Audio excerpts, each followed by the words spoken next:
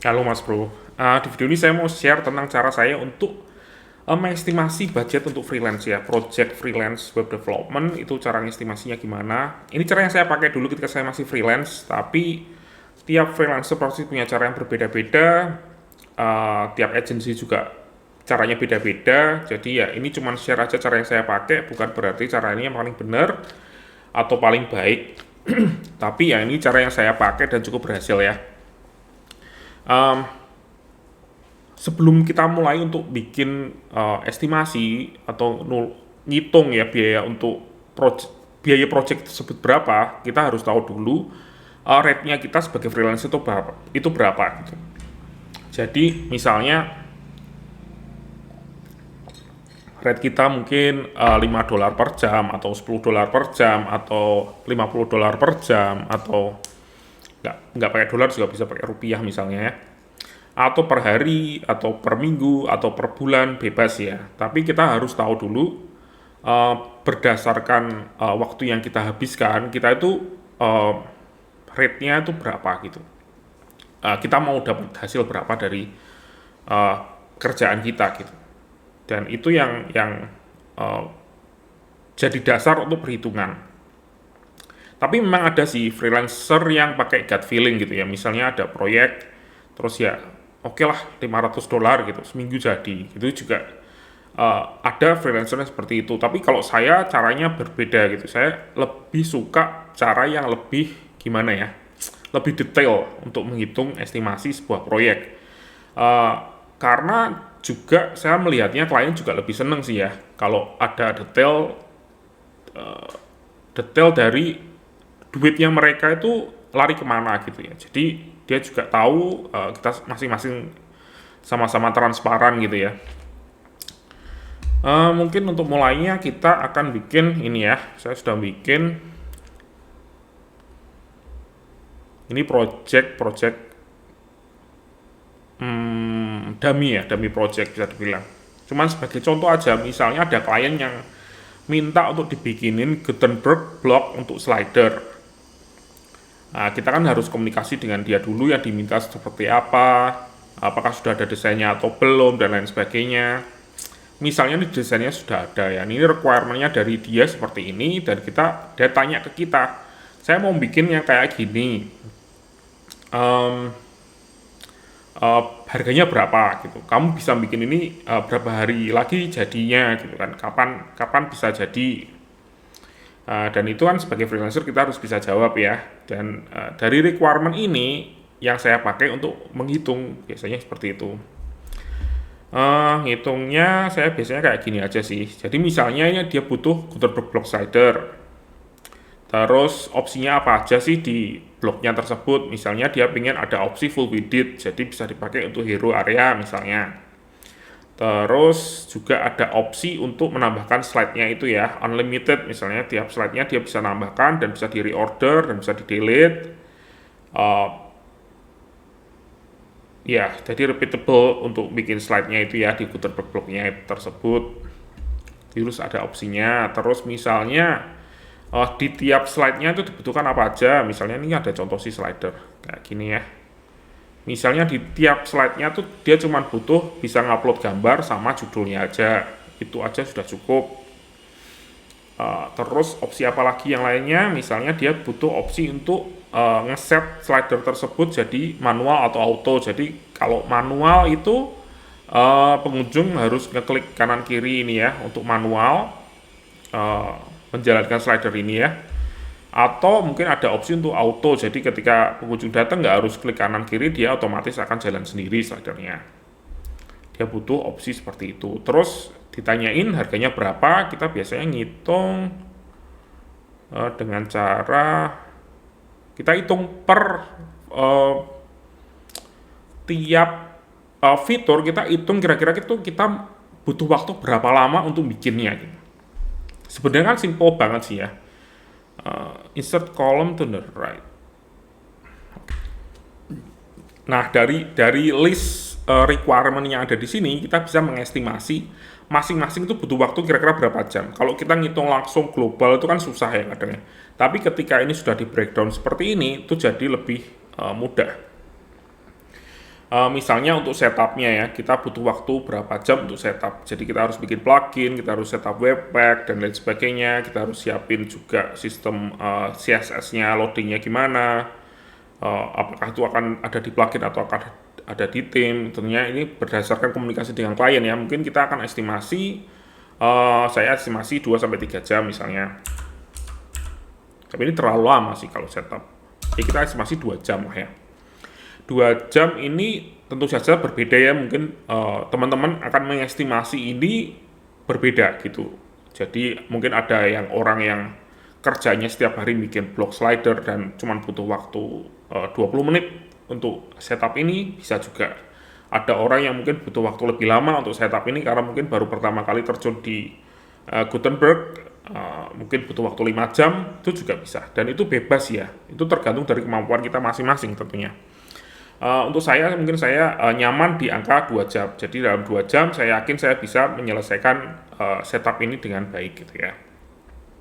Terus setelah bikin setupnya itu ada blognya, sudah jadi, kita menambahkan opsi-opsi ini ya. Misalnya opsi untuk menambahkan full widget atau normal widget ya, contain widget. Itu mungkin saya butuh waktu sekitar 1 jam untuk bikin opsi seperti ini. Ini sebagai contoh aja ya. Karena ini cukup mudah ya di WordPress itu kan ada caranya untuk menambahkan opsi ini dengan cukup mudah. Kita tambahkan ini opsi ini mungkin 1 jam ya. Tapi ini kan 1 jam cuman untuk aja kan ya, untuk backend. Jadi untuk bikin opsinya itu belum termasuk setup untuk yang front end-nya gitu ya. Jadi ini kita akan ngasih row above, ini kita kasih fitur, terus ini backend atau admin.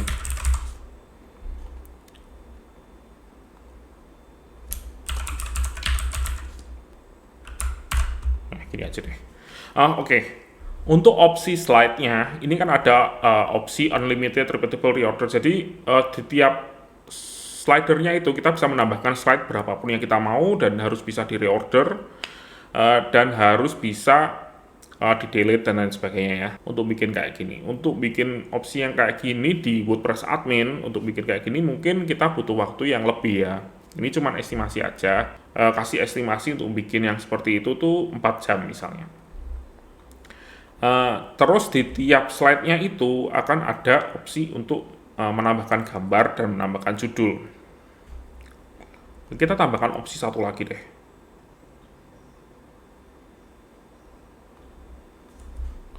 Opsi preview. Ini kayaknya penting ya untuk sebuah Gutenberg blog. Jadi ini opsi untuk bikin repeatable, terus ada opsi untuk preview. Jadi bisa dilihat slidernya itu di editor di WordPress admin, dan itu mungkin membutuhkan waktu tambahan sekitar 2 jam misalnya. Ini cuma contoh aja ya, kan kita nggak benar-benar tahu nih desainnya seperti apa. Ini cuma mengira-ngira dan harus benar-benar dihitung dengan seksama sih.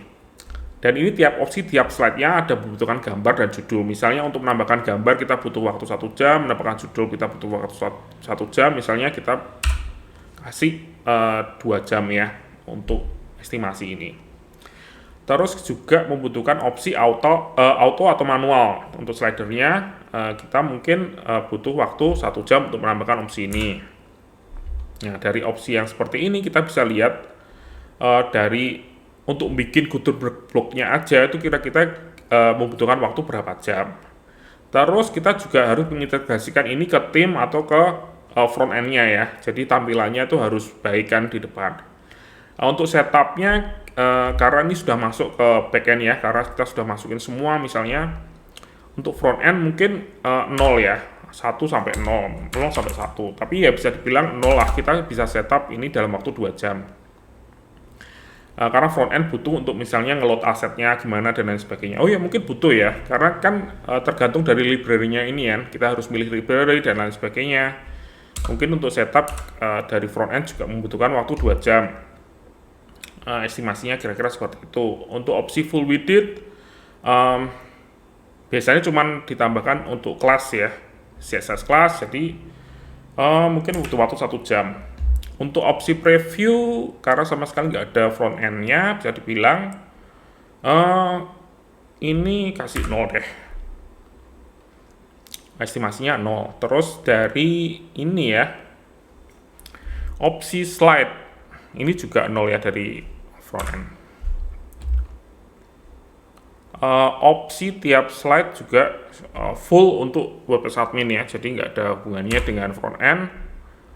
Front end cuman perlu anu aja ya, menampilkan aja.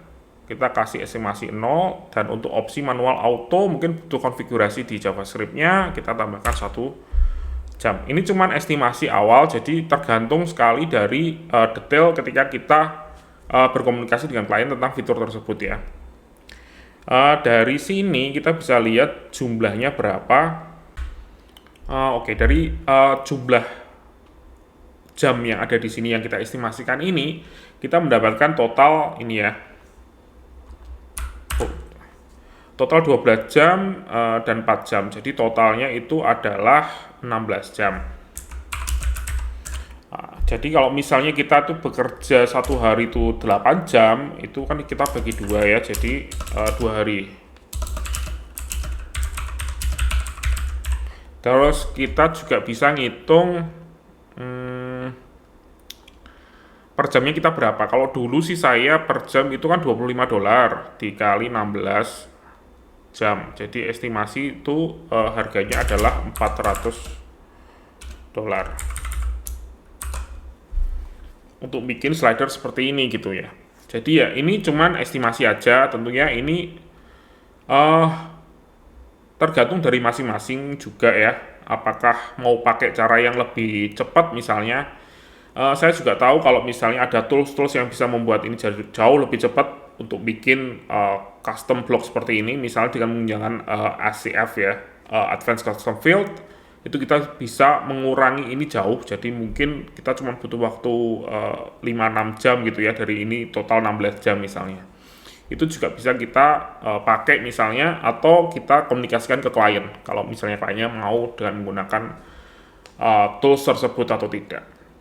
Bisa ngirit banyak loh gitu misalnya. Jadi kalau misalnya ditanya oleh klien, saya mau bikin kayak gini di tempat kamu, harganya berapa, kita bisa ngasih total waktunya itu kira-kira 16 jam, 2 hari kerja, jadi hari ketiga bisa estimasi untuk ketemu. Mungkin nggak benar-benar 2 hari kerja ya, karena 2 hari kerja masih ada 1 hari lagi, biasanya saya tambah 1 hari lagi untuk proses cek ya, untuk revisi dan lain sebagainya. 1 hari, jadi kalau ditanya berapa hari jadi, mungkin 3 hari sudah bisa fix dan bisa dipakai di websitenya. Biayanya berapa? Sekitar $400. Kalau misalnya ditawar oleh mereka, tinggal kita ngitung aja sih, kita mau atau enggak kerja selama 2 hari dibayar berapa gitu ya. Misalnya kerja 2 hari, kita dapat $200 sudah seneng, ditawar 50, saya mintanya $200 aja, bisa nggak? Ya nggak apa-apa gitu. Tapi kita sudah tahu dari estimasi tersebut, kita memang membutuhkan waktu kira-kira 16 jam. Atau sekitar 2 hari untuk menyelesaikan project ini gitu ya. Ya ini aja dari saya sih. Nggak ada yang aneh-aneh sebenarnya dari saya ngitung estimasi, tinggal di breakdown aja ke tes yang lebih kecil. Misalnya kita bikin tim, custom tim, kita juga harus breakdown semuanya ya.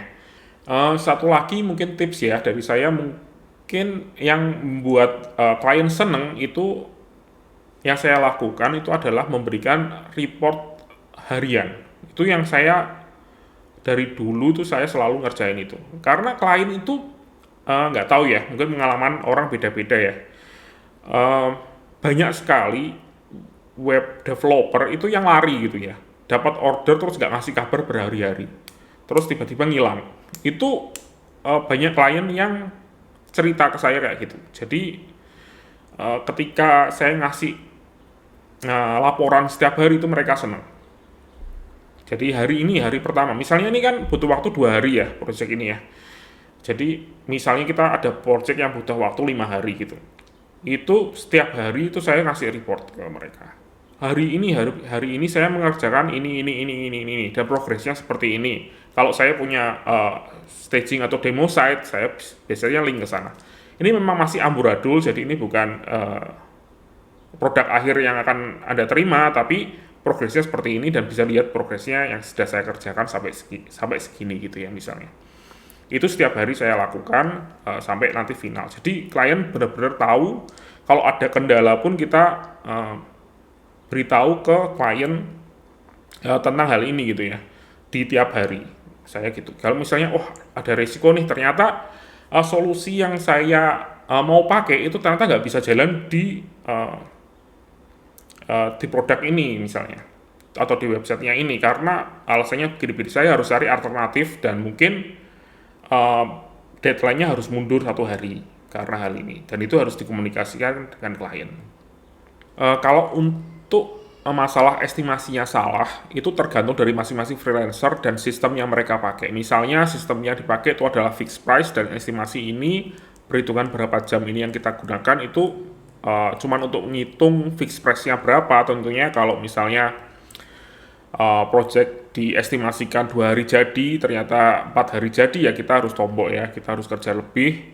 Tapi kalau ternyata tes tersebut 1 hari sudah jadi, tentunya sehari kita bisa menikmati gitu ya. Tapi kalau saya sih memang lebih banyak ke jalannya per hari atau per jam. Jadi kalau misalnya project 3 hari saya kerjakan 1 hari jadi ya harganya akan saya sesuaikan untuk klien tersebut. Jadi ya ini cuma sekedar tips sharing sedikit tentang cara untuk mengestimasi dan oke Mas Bro, selamat kerja.